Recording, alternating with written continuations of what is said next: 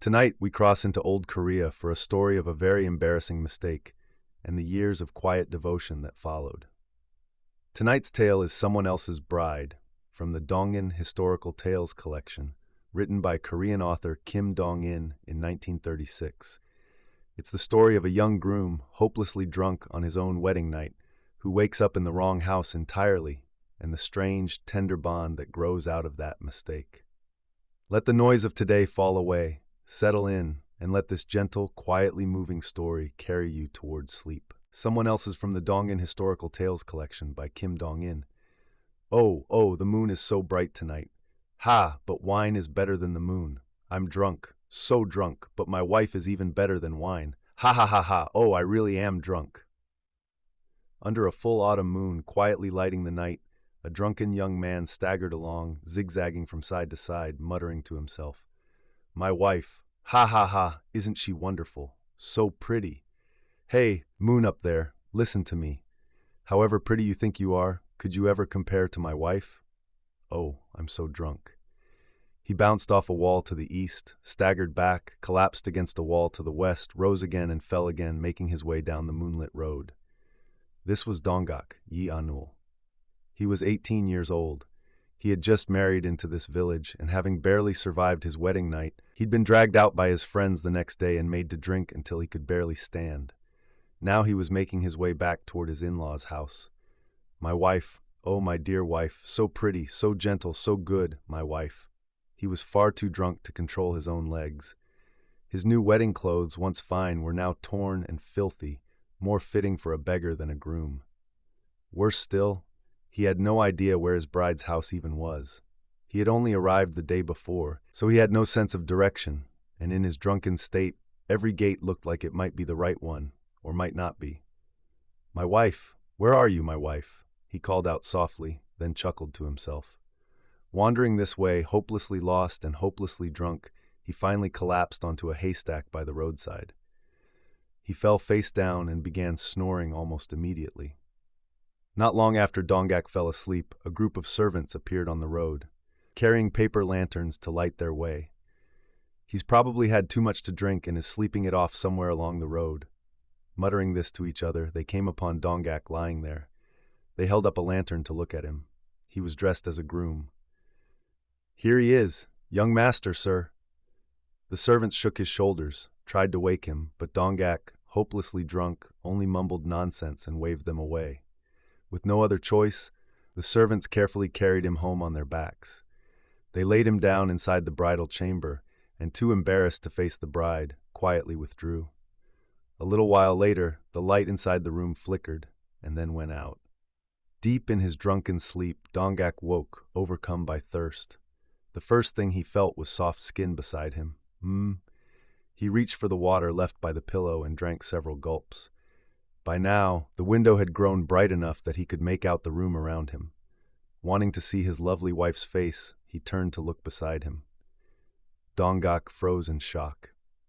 It wasn't his wife. This was a young, pretty bride, but not his bride. He had spent the entire previous night talking with his own wife, too happy to sleep, so there was no way he could mistake her face. And looking around, he realized this wasn't even his in-laws' house. What was going on? While he sat there, stunned, staring at the woman beside him, she stretched and opened her eyes, smiling at first, thinking he was her husband. Then she gasped. She sat bolt upright and yanked the blanket around herself. Donggak, now left without covering, scrambled to cover himself with whatever he could grab. Who? Who? They both tried to demand who the other was, but shock and shame choked the words in their throats. After much frantic, whispered questioning, the truth finally came out. Donggak had spent the night in the wrong house entirely. This family, too, was a distinguished one, and had welcomed a new son-in-law just 2 days before. That groom had also gone out to enjoy the festivities and failed to return by a reasonable hour, so the servants had been sent out to find him. Not knowing his face well and searching in the dark, they had mistaken the drunken Donggak, a stranger, sleeping it off in the road, for their own new son-in-law and carried him home instead. The bride, too shy to look closely at her new husband's face by lamplight, had put out the light before he even entered the room, and had simply assumed the drunken stranger beside her was her husband. It was a disaster. Before long, the servants would wake. Before long, both families would wake. But the customs of that era would not simply let such a thing pass unspoken. The bride sat with her head bowed for a long while. Then, at last, she lifted her face, calm and resolute, and spoke. "Sir, since this has already happened, there is only one path left to us. I am the eldest daughter of a family with no son. If this becomes known, neither I nor my parents will survive the shame, so there is no choice but to keep this from them. Please, take me away with you. Even as a second wife, I don't care. The world will never understand what truly happened here. They will only see scandal. So I must disappear, and you must devote yourself to your studies and rise in the world. Only then, when you have achieved something, can you confess everything to your parents and beg their forgiveness. That is the only way." It did seem to make a strange kind of sense. After thinking it over for a long while, Dongak agreed to follow her plan. Dongak had an aunt. He went to her and explained the entire situation and hid the woman, now in effect his secret second wife, in her house. He was still a young man who had not yet passed the state examinations, and if word reached his father that he had secretly taken a second wife, it would cause serious trouble. The woman herself, being from a noble family, understood this all too well, and firmly refused to let Dongak visit her at all. "Once you have made a name for yourself, tell your parents everything, and come for me properly, with honor. Until then, please do not come looking for me." Meanwhile, at the bride's true family home, a great commotion broke out the next day. It turned out that the real groom of that household had also gone out drinking, and had spent the night passed out at someone else's gate, only wandering back home the following morning, looking every bit as disheveled as a beggar. The servants looked at him in confusion. Hadn't they carried this very groom home, dead drunk, and placed him in the bridal chamber the night before? How was he now returning from outside, looking like this? Embarrassed, he slipped quietly into the bridal chamber to avoid his in-laws' eyes. But the bedding lay exactly as it had been left, and his bride was nowhere to be found. The mother-in-law came looking for her daughter but could not find her anywhere. She turned to question her son-in-law instead. "Don't you remember being carried home by the servants last night?" I'm afraid I fell asleep somewhere along the road last night and only just made it back now." The mother-in-law's face went pale. Then who on earth had the servants carried into that room to spend the night beside her daughter? It was a disaster, a scandal unthinkable for a family of their standing. She quietly summoned the servants and questioned them. They confirmed it clearly. They had carried a young man into that very room the night before, and had seen the light go out shortly after. "What are we to do about this?" "How should I know?"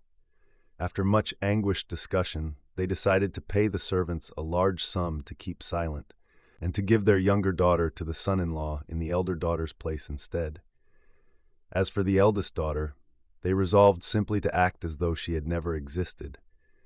And so, quite by accident, that son-in-law ended up with both daughters, and a considerable sum of money besides, having ended up with another man's bride as his secret second wife. Dongak found strangely that he thought of her far more than he thought of his own true wife. But she remained hidden away in his aunt's back room, refusing steadfastly to see him. One night, after talking with his aunt until quite late, he pretended to leave, then crept back and quietly slid open her door.